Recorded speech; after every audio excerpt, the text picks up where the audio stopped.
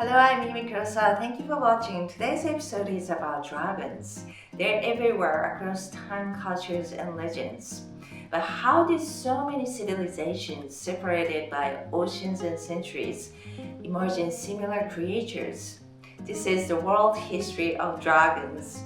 And actually, there's a reason I'm bringing up dragons today, and I will let you know later in this episode. Let's take a look.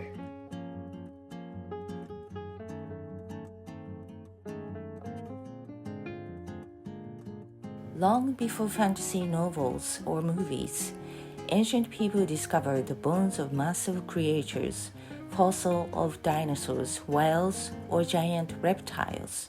With no science to explain them, they imagined monsters, creatures of flame, fang, and flight. The dragon.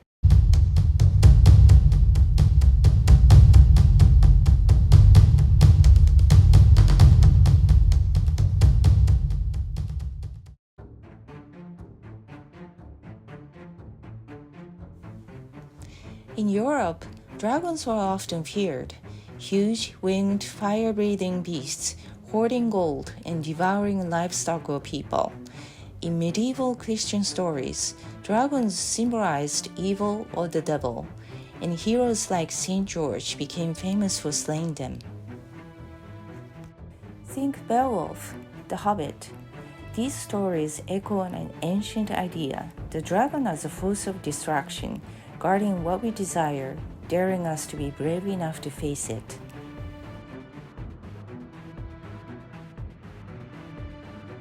In Asia, dragons took on a different role.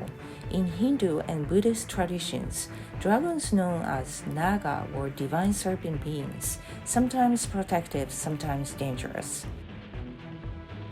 In China, they weren't monsters, they were symbols of wisdom, power, and balance.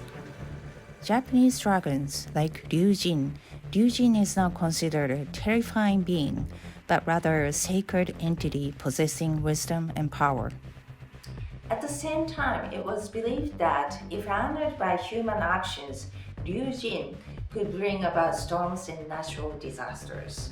Unlike in the West, dragons in the East weren't meant to be slain, they were meant to be understood.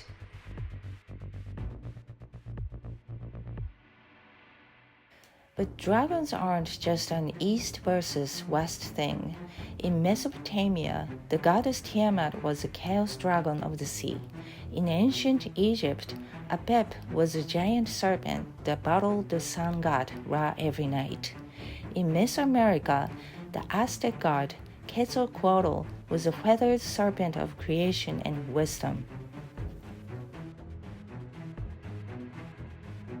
Vikings carved dragon heads into their ships to scare off sea monsters.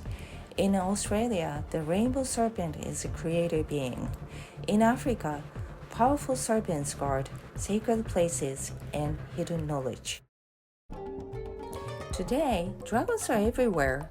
In books, games, anime, and movies, they've evolved into creatures of power, mystery, and even friendship.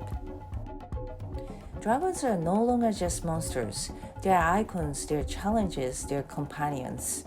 Maybe it's because they're the ultimate what if. What if we could fly? What if we had fire?